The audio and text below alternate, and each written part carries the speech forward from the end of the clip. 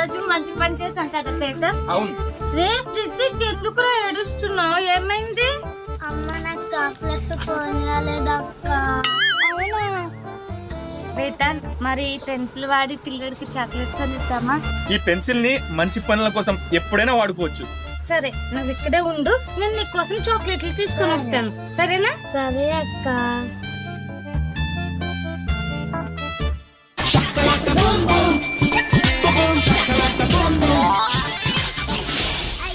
ఏంటి అక్క ఇంకా రాలేదు? రే రితిక్, చాక్లెట్లు అడగవు కదా? థ్యాంక్ యూ అక్క. చాక్లెట్స్ లేవా?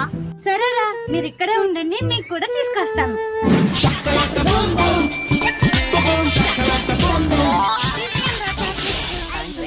థ్యాంక్ యూ అక్క.